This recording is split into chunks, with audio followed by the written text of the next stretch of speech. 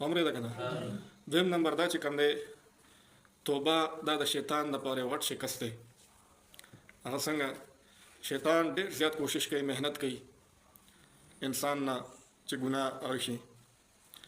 او چې کله ګناه وشوه او د توبه وویسته، پخه توبه وویسته، نو د شیطان په مهنت باندې اوبه واړولې. عمره ده. اوس مثلا یو کس دا دیوال جوړی او د سار نه لګیا دی تر ماسوتنه پورې، دا دیوال یې جوړ کړو، په هغې باندې د مهنت وکړو که نه، کوشش یې وکړو، او بل کس راشي لته ورکړي او دیوال وغورځوي. نو چې چا چې جوړ کړی به څومره خفه کېږي؟ خفه کېږي نه خفه کېږي؟ هغوی چې ظالما سار نه زه لګیا یم، په دې ما مهنت وکړو، خواري مې وکړه، او ته رالې په یو منټ کې زما خواري دې تباه او برباد کړه. دغه شان دا د شیطان لپاره څه ده؟ شکست دی. مطلب دا نن چې کوم دی خپل زړه کې عزم وکړه او د زړه نه توبه وباسه چې څومره ګناهونه دې کړي. واده اورېده؟ یا الله هر چا د خپل ځان معلوم دی، یا الله دا توبه دا ګناه مې کړې ده او توبه وباسم، کلکه توبه وباسم د زړه نه، نن نه پس به دا ګناه زه نه کوم. واورېده؟ د مرګ او ژوند هېڅ پته نه لګي. یو انسان په سبا باندې پرېږدي، زه مله سبا به توبه وباسم، زه کال پس به وباسم، زه چې کله بوډا شم بیا به وباسم که نه. نو د مرګ او ژوند هېڅ پته نه لګي. واورېده؟ ډېر ښه ځوانان هغه د دې دنیا نه لاړه. داسې خلک شته چې پلاران یې ژوندي دي، زامن یې نشته. واورېده؟ زامن یې په خپل ژوند کې چې کوم دی په خپل لاس باندې ښخوي. واورېده که نه؟ د مرګ او ژوند هېڅ پته نه لګي. واورېده؟ او بل د دې مختلف واقعات دي. د هغه باره کې راځي یو کسو بخاري شریف کې دا حدیث راغلی دی، او هغه ننن مې کسان وژلي وو، ننن مې کسان یې قتل کړي وو. نو د هغې نه پس یو عالم ته راغی، ورته وایي ما خو ننن مې مړي کړي دي، آیا الله به ما وبخي او که نه؟ هغه ورته وایي چې ته د زړه نه توبه وباسه په څه چه باندې، کیدای شي الله تعالی ستا دعا ستا توبه قبلوي. نو بهرحال د توبه وویسته او د دې نه پس پړه کې یو اراده راله چې زه د نیکانو خلکو کلي علاقې ته ځم، چې یاره زه خو اوس نیک شوم. واورېده که نه؟ چې زه اوس هغوی سره کښېنم پاسم چې نور هم نیک اعمال وکړم، نور هم نیک اعمال وکړم. چې روان شو بهرحال هغه ځای ته ونه رسېدو، په نیمه کې چې کوم دی د اس نه را پرېوتو، سات یې لاړه وخت وفات شو. اوس فرشتې راځي او دغه شان د جهنم چې کوم ډیوټۍ والا فرشتې دي هغه هم راځي، او د جنت چې کوم ډیوټۍ والا فرشتې دي هغه هم راځي. اوس د دې دواړو جګړه ده. جهنم والا ورته وایي چې د ټول عمر ګناهونه کړي دي، قتلونه کړي دي، او دا وه چې که د روح به چې کوم دی مونږ جهنم ته وړو. او بل جنت والا فرشته ورته وایي ته چې توبه وویسته دې سره به څه کوې؟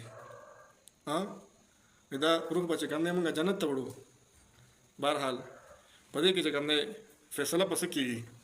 نو فیصله په دې وشوه دی چې کوم ځای کې توبه وویسته او د هغه ځای نه روان شوی دی او په کوم ځای کې اتفاق دي دا څومره ځای دی، او دی چې د کوم ځای نه روان شوی د توبې په نیت باندې نو دا څومره ځای دی. بهرحال نو دی د کوم ځای کې چې کوم دی وفات شو دغه ځای لږ و، دغه ځای څه و؟ لږ و. او چې کوم ځای کې اراده کړې د توبې او بیا رسېدلی نو هغه ځای ډېر و. واورېده؟ نو الله تعالی څه وکړه؟ الله تعالی دا لږ ځای اوږد کړو. واورېده که نه؟ او دغه شانتي هغه غټ ځای چې و د جهنم هغه چې کوم دی تنګ کړو. نو بهرحال د جنت فرشتې هغه وګټله، هغوی وګټله. واورېده که نه؟ او دا روح یې چېرته یوړو؟ جنت ته یوړو. واورېده؟ دغه شانتي یو بل حدیث کې هم راځي، بخاري شریف کې حدیث دی، یو بل زنانه وه، هغه زناکاره وه، فاحشه وه. نو یو ورځ چې کوم دی هغه په نیر باندې تېرېده، نو چې ګوري یو سپی دی، هغه نیر کې اوبه لګې وې، نو د سپي ورته خوله ښکته کوله خو خولې ورته نه رسېده. نو ده چې ورته وکتل نو په زړه کې رحم پیدا شو. واورېده؟ او د هغې نه پس چې کوم دی خپل هغه چپړې راویسته او د چپړې په ذریعه باندې هغه ته هغه ورکول، اوبه ورکول، هغه سپی چې کوم دی مړه کړه. نو دا څه عمل دی؟ واورېده؟ خو بس دا الله تعالی ته خوښ شو او چې څونه ګناهونه کړي ټول یې ورته معاف کړه. واورېده که نه؟ نو الله تعالی د بخښنې لپاره هغه چې کوم دی بانې جوړوي، بانې ګوري. واورېده؟ الله تعالی د خپل بنده سره ډېره مینه کوي، خو بنده چې کوم دی ډېر غافله دی عمره ده کنه نو انسان چې په دنیا په ورځ کې څومره ګناهونه کوي په دې باندې الله خفه کېږي الله ناراضه کېږي عمره ده وګوره الله تعالی خفه کول پکار دی که خوشحالول پکار دی